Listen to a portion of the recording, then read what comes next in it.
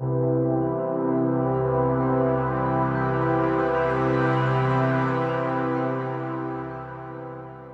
amigos, bienvenidos a ¿Por qué no vendemos el triple? Y el día de hoy tenemos a Javier Acosta, con una trayectoria muy interesante, muy padre. Ha estado en el mundo de la consultoría, inició con London Consulting Group hasta llegar a ser socio de la firma y tiene una trayectoria que ya le iremos a preguntar. Aquí lo importante, Javier, es, tenemos una pregunta clave que es ¿por qué no vendemos el triple? Y la respuesta es porque no han contratado a Javier. Esa es la respuesta. Muy bien. Bienvenido, Javier, qué Muchas gusto gracias, saludarte. Luis. Platícame un poquito, Javier, de tu trayectoria, quién eres, cómo llegaste a donde estás ahora. Bien, primeramente agradecerte la oportunidad. Bien, pues yo inicio en el mundo, soy ingeniero mecánico electricista, estudié también mecánico administrador y de ahí empiezo en el mundo de la consultoría de negocios. Empiezo a dedicarme en el mundo de la consultoría, en la parte operativa, estamos hablando de finales de los años 90, donde la gestión de productividad, reingeniería, es lo que formaba parte y tendencia en la mayoría de organizaciones. Y inicio trabajando para London Consulting Group, empiezo con ellos en la división de Assessment, posteriormente a estar revisando la parte de gestión de proyectos y me voy asignando y me quedo a vivir en la región sur, es decir, me quedo en Perú, abrir brecha y a estar desarrollando la compañía dentro de aquellas zonas. De ahí salió el Papa. De ahí salió el Papa actual, exactamente.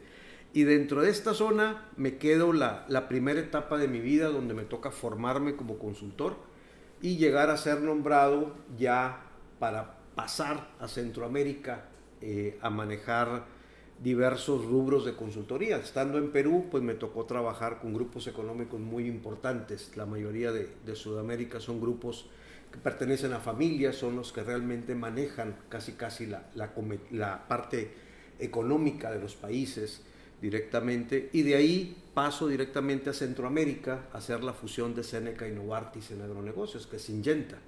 Y me quedo con ellos trabajando en Syngenta. Y estuvimos en Centroamérica y Caribe aproximadamente 2 años ya como director de operaciones y de ahí soy ascendido a ser socio y director de la firma de London, manejando Ecuador, Colombia y Venezuela ya directamente como director regional.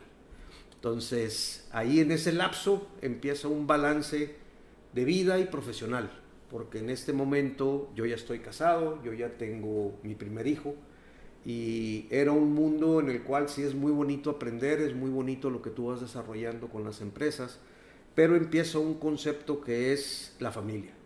Y uno de los puntos para mí más importantes era mi hijo y estar tiempo con él. Y yo me la pasaba viajando 48 de 52 semanas. Tremendo. Entonces era papá de fin de semana, así que tomo una decisión dura, dejo London como tal y me voy a el mundo privado. Un grupo económico me invita a participar con ellos y me voy con ellos como director general del Grupo Sunino en Ecuador a manejar todo un concepto de tiendas departamentales, bancos, aseguradoras, restaurantes, cafeterías, manufactura textilera, más toda la parte agro en tema de cafés, y estoy con ellos casi 1 año y medio trabajando. Fue una experiencia espectacular porque fue salir de ser un consultor puertas afuera a sentarme ahora sí a dirigir una empresa y un grupo económico sobre todo donde el resorte es muy sensible en la silla. Por lo tanto ya eres responsable ahora sí de cada firma, de cada evaluación y de cada estado de resultados. Y finalmente muchas llamadas de ex clientes que me invitaban a seguir hablando de la parte de consultoría y tomé la decisión de volver a hacer la parte de consultoría pero ya bajo mi propia firma. Entonces regreso al mundo de la consultoría y empiezo a experimentar otra de las variables que yo nunca había hecho, que era ser miembro de consejo.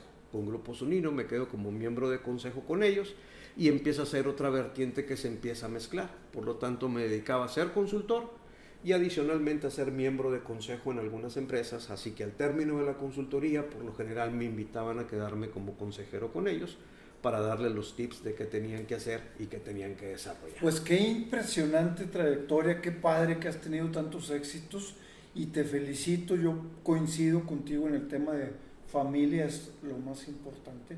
Y bueno, pues excelente. Y vamos a ir transicionando al siguiente tema. ¿Algún éxito importante en ventas? Quizás podamos rescatar, además de o en lugar de o conjunto con alguna experiencia que tú digas, aprendí esto, me fascinó, logro puede haber sido de ventas o no, pero para que lleguemos a que me puedas comentar algún gran éxito, algún gran logro en ventas a través de todo el apoyo que has dado a las empresas. Bueno, es que hay muchos casos. Yo creo que si hablamos por sectores económicos o por tipología de empresas, hubo un caso muy particular que a mí me gustó mucho. Lo que hicimos fue en Perú, directamente en una empresa que se llama Profuturo AFP, es de las administradoras de fondo de pensiones, las EPS. Con ellos nos tocó desarrollar, con un gran equipo de gerentes y profesionales, definir todo un nuevo proceso comercial. Entonces definimos toda la estrategia comercial, definimos todo el nuevo enfoque comercial y desarrollar todo un alcance para 3,000 vendedores directamente, poderlo implementar a nivel nacional, poder capacitar, poder formar ese equipo de trabajo y posteriormente crear un desarrollo muy importante que era un área premium donde trabajábamos para todo lo que es traspasos entre AFPs con todo el movimiento, tanto así que eso nos llevó a trabajar en la conciliación de trabajos a nivel privado como a nivel estatal. Entonces tocamos todo el ecosistema completo que involucra una AFP dentro de ese desarrollo. Ese trabajo le llamamos el direccionamiento comercial de Profuturo AFP. Fue un proyecto de casi 2 años que estuvimos trabajando junto con ellos y se incrementaron las ventas, llegó a alcanzar el premio de Great Place to Work en Perú, trabajando con todo el soporte del área comercial y pues el equipo de dirección hizo un desarrollo también impresionante porque eso es clave, esa mimetización. Oye, y en todo este proceso, porque tú estás en los niveles de dirección, de consultoría, es una cantidad de variables muy profunda. ¿Cómo sintetizas eso? Dime 3 claves que siempre, 3 principios que para tu forma de ver son elementos mentales o tus lemas o tus principios que te ayudaron a simplificar todo este caos o que por lo menos no se te saliera de control tantas variables. Principalmente lo vas a ver que las organizaciones tienen 3 grandes niveles. Hay un nivel estratégico, uno táctico y uno operativo. El estratégico, al final de cuentas, es un tomador de decisión.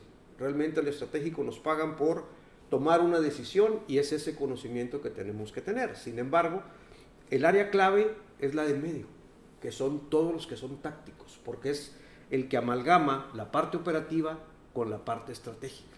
Y por lo tanto es un híbrido entre ambos, que tienes que tener un control claro, porque aparte de saber la operación, tiene que saber empezar a tener un control de gestión de mando. Tiene que saber supervisar, tiene que saber motivar, tiene que saber direccionar, y empieza una variable muy crítica, que casi nadie la tenemos, que es la parte analítica. Entonces el análisis de información para tomar decisiones, ahí es donde empieza a construirse, porque la parte operativa es el que te va a llenar información. Y un primer principio que tienes que utilizar es aquel que llene un reporte, la información que va a llenar, al primero que le tiene que servir es a él, para que sepa el valor agregado de lo que te va a entregar. Cuando ya lo tienes en la parte de supervisión y el manejo de personal, pues hay un factor muy importante, que yo les digo que a nivel de supervisor hay que controlar. Por lo tanto, un principio clave es los KPIs o indicadores. Todo lo que mides, lo controlas. Todo lo que controlas, lo gestionas. Y todo lo que gestionas, lo mejoras. Y cuando vas a la parte estratégica, viene otro concepto, que es no perder la realidad del piso. Saber de dónde se hacen las cosas, porque las papas queman en el piso, no a nivel estratégico. Y a nivel estratégico hay un principio muy clave, que siempre se lo recuerdo a cada uno de los gerentes, que es: antes de ser gerente, primero hay que ser gente. Por lo tanto, toda la toma de decisiones que tú tienes que hacer, que son un reflejo tuyo en la organización, tienes que tomar ese principio y tratar a los demás como te gusta que te traten a ti. Ser justo, ser objetivo, y principalmente tu función como gerente no es solamente proponer, sino es empezar a generar puentes para que las cosas y los resultados de tu gente puedan darse mejor.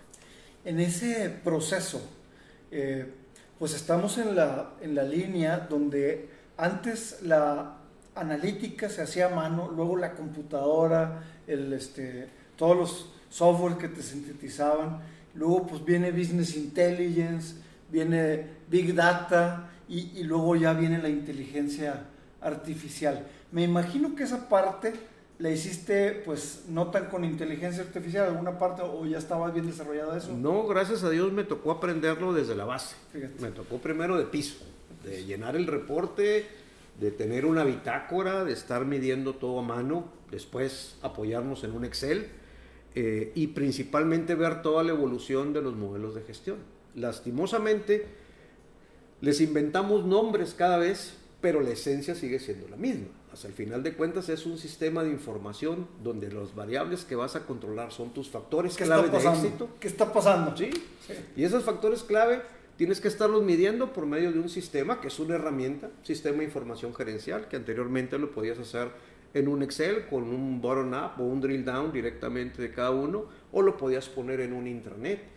De ahí nació el Balance Scorecard, que podías estar haciendo exactamente lo mismo con una metodología diferente, pero con un alcance de 4 frentes. Posteriormente te vas a los KPIs más estructurados. Ya empezamos a automatizar, los RPs nos empiezan a generar más cantidad de información y entramos a un mundo donde ya tenemos información y empezamos a hablar de cubos de información. Y empezamos a hablar ya de variables mucho más importantes porque teníamos variables para cruzar. Recuerda que la velocidad de respuesta de antes era velocidad, casi hablábamos de leche derramada de un día o de 2 días. Ya cuando lo tienes en un RP y te conectas, ya estás en línea. Por lo tanto, ya tenemos mayor cantidad de flujo de información. Ahora, esto llevado a un volumen mayor, pues ya hablamos de la Big Data en cuanto al cruce de variables, tanto internas como externas, y ahora es el procesamiento más rápido, que es lo que estamos haciendo con la IA. De hecho, actualmente una de mis funciones es estar trabajando en la división de IA en la Universidad de Oxford para todo lo que es la gestión de modelos de negocio y hacer las pruebas de esfuerzo de todas las herramientas que se puedan estar tocando. Oye, y para nosotros los mortales, ¿qué le dejamos a las pymes? Yo creo que es bueno que sigas desarrollando esto y que nos puedas platicar cómo se podría aplicar esto, cómo podemos subir las ventas de una pyme con la inteligencia artificial desde tu óptica. Bien, yo creo que hay un tema muy importante a entender. Acordémonos que la IA es una herramienta. La herramienta no va a pensar por ti, ni va a definir un presupuesto por ti, ni va a tomar las decisiones por ti. Entonces, hay un proceso de complemento donde estamos nosotros como ejecutivos, como encargados de la pyme en el proceso de formación, en el cual tenemos que empezar a ver qué vamos a querer medir. Y la organización, tú puedes tener una pyme que puedes estar teniendo 1 año, 2 años, 3 años o una ya más desarrollada, pero al final de cuentas es definir claramente tu rumbo. Yo les digo que hablar de un concepto de planeamiento estratégico, como me tocó en la parte inicial, ya es un concepto duro dentro del proceso que fue válido en su momento, pero que actualmente ya te implica un cambio, porque el modelo, la única constante es el cambio y los procesos de trabajo a nivel de estrategia también son muy dinámicos. Entonces, Luis, cuando tú quieres hacer una estrategia, la estrategia ya no la tiras a 5 años, a 10 años, ya actualmente la tiramos a 2 años, 3 años y la vamos reviendo cada trimestre y la vas midiendo mensualmente para ver cómo vamos y qué vamos ajustando para alcanzar ese camino y ese rumbo. ¿Por qué? Porque el entorno es muy cambiante. Nuestras nuevas generaciones, nuestros clientes son dinámicos y son altamente dinámicos. La generación M, que ya tenemos actualmente, la generación Z, los centennials, viene un consumidor que cambia rápidamente. Si ese es tu mercado, es un B2C, tu dinámica de operación tiene que ser muy rápida. Oye, y no solo los clientes, también tus colaboradores. A eso es aparte. Eso, ese es un modelo, primero estás viendo de afuera, que es, sí. Ahora sí que es el CX, sí, o el Customer Experience Management, exacto, que vas a estar viendo, pero hay otro que es el Employee Experience, claro, donde también empieza un proceso de comunicación, como yo de 50 y tantos me comunico con el de 20 y tantos, con el de 15, con el de 30 y tantos, que están empezando a trabajar, que quieren un sistema diferente, que vienen en una generación más digital, que no vienen en una generación de cables como fuimos tú y yo en su momento y nos tocó esa evolución. Entonces, esta nueva generación hay que comprenderla. una de las cosas que más he aprendido en la universidad ha sido no ver a la nueva generación como una crítica, decir mis tiempos fueron mejores, sino qué tenemos que hacer, observarlos y entender qué es lo que están pidiendo para podernos adelantar ese requerimiento. Y esa habilidad sí la podemos estar permeando con ellos para poder avanzar. Y con esto puedes tocar tu parte de propuesta y promesa de valor internamente, sí, y tu propuesta y de valor externamente. Okay. Porque las dos son complementarias, seas del tamaño que tú seas. Pero si lo empiezas en una pyme, ya forma parte de tu ADN. Yeah. Por lo tanto, ya evoluciona contigo. Okay. Tips para esas generaciones en el trabajo para poder hacer estrategia. ¿Cómo organizamos las juntas, los tiempos, las ganas de uno de no me toques y el otro quiero que agarres el teléfono? ¿Cómo acomodas bien todo eso para que esas juntas de estrategia sucedan, ¿verdad? Porque como bien dices, lo que se ha visto es que la velocidad del cambio es tan rápida hoy que necesitas cada semana, cada 15 días estar revisando si la estrategia va bien o hay que cambiarla. ¿Cómo organizas para que todo el mundo esté alineado? De hecho, hay ciertas actividades que tenemos que hacer a nivel interno en la organización. Creo que el primer agente de cambio es el dueño, CEO o la cabeza que está dirigiendo este cambio dentro del proceso. El primer convencido es él, para poder llegar a empezar a permear la organización. Y de ese lado empezamos el proceso a hacer y entender qué te va a ayudar. Muchas veces la organización no es en la organización el problema es la comunicación y la cultura.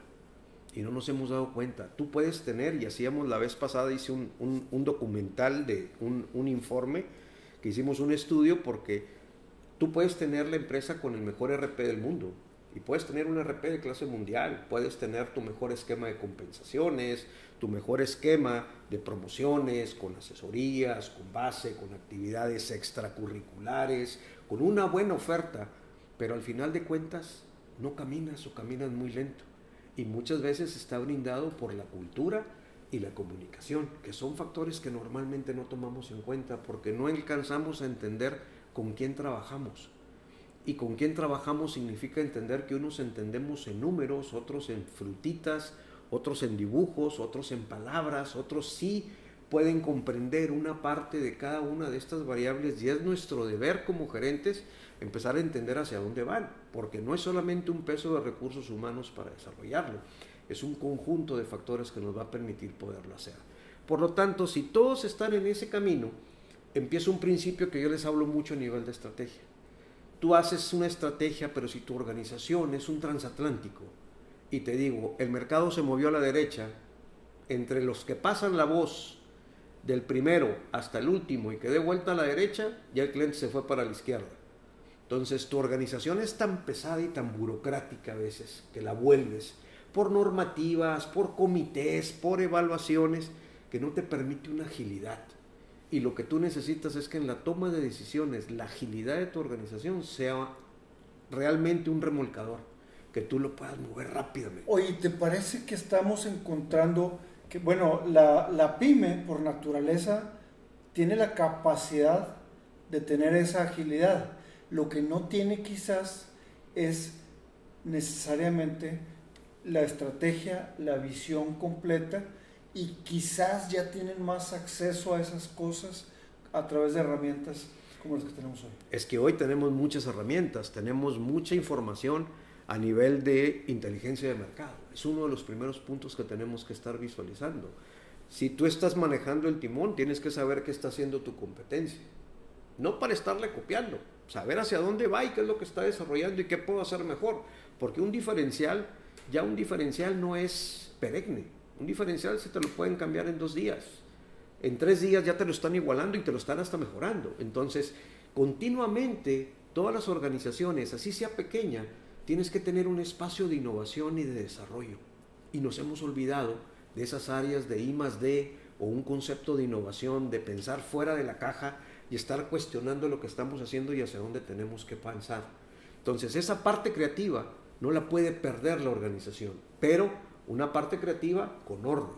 Es decir, que tengas una parte de información, que no se te ponga a crear por crear ni soltarte 100,000 ideas, sino que sean aterrizadas, que sean medibles, que sean cuantificables, que puedas realmente tener un presupuesto organizado, medido, con los factores de riesgo que lleva y lo puedas hacer. Oye, un presupuesto, ahorita que dices presupuesto, un presupuesto de tiempo dedicado a la innovación, de gente en tu headcount, un porcentaje de gente, una serie de políticas establecidas con firmeza para que existan los espacios para la innovación. ¿Tienes comentarios al respecto? Por lo general, yo te diría que toda organización, así como tiene un trabajo de evaluar qué está haciendo, tiene que tener un tiempo para pensar fuera de la caja.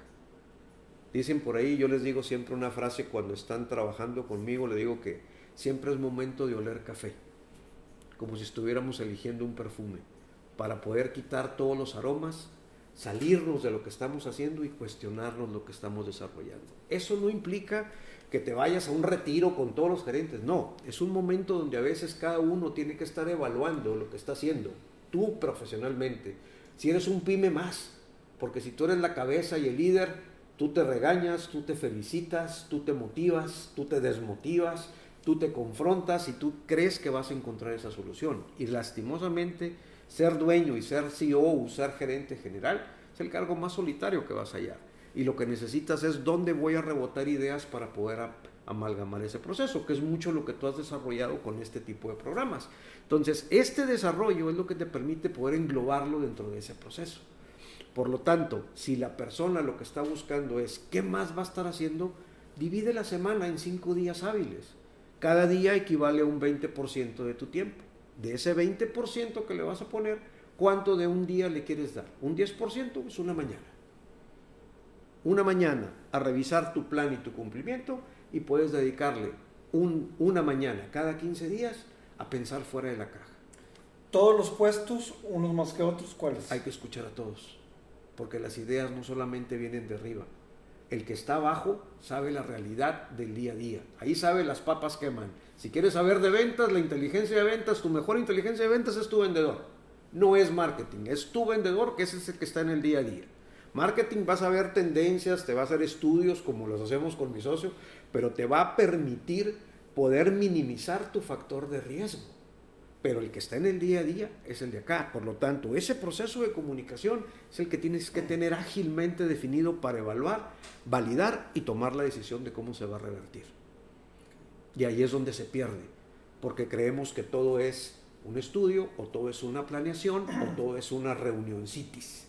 Y no necesitas caer en reunioncitis. Si vas a tener una reunión, que sea una reunión efectiva. No necesitas una reunión de 5 horas, necesitas una reunión de 30, 45 minutos con una agenda clave, con los puntos que vas, las bases y principalmente con actividades responsables, fechas, compromisos y qué tienes que traer al siguiente día. Ahí es donde empiezas a formar la cultura, pero tú eres el ejemplo. Pymes con las que hayas trabajado, no que digas nombres, y que digas, estos son los aplicaciones de inteligencia artificial que más he usado con ellos. Hay varias. Tú lo puedes utilizar ahorita desde un concepto de un CRM. Ya tienes CRMs con aplicativos de IA que te van a permitir un desarrollo. Tienes dentro de la parte de inteligencia para poderlo aplicar a nivel de presupuestos. Te da una mayor asertividad y un proceso de asignación mucho más eficientes. A la parte de asignación en rutas de distribución, en la parte de cómo estás llevando tu producto, hacerlo más eficiente, la entrega, el tiempo, no perder una logística inversa costosa. Ahí lo vas a poder ver, por mencionarte algunos, pero bueno, es parte de lo que vamos a estar viendo en la charla. Lamentablemente, mi querido Javier, se nos está acabando el tiempo. Me gustaría ver si puedes dejar alguna tarea muy accionable que le quieras dejar a ellos. Yo creo que hay una parte bien importante que es ¿qué tanto conoces la inteligencia de mercado y todas las variables que están involucradas? Si tú te preguntas ahorita, ¿cuánta información tengo? ¿Qué conozco del mercado? ¿Y qué de inteligencia tengo que tener diariamente? Si tú tienes estas tres y no las has podido maquinar para poder tomar decisiones, la esencia de una toma de decisiones, de una estrategia competitiva, de una base explosiva de lo que tú quieras desarrollar como diferencial, parte de esas 3 variables. Muy bien. Buenísimo. Y si no lo has hecho, es tiempo. Excelente. Y si no saben, pues lo vamos a ver en el curso.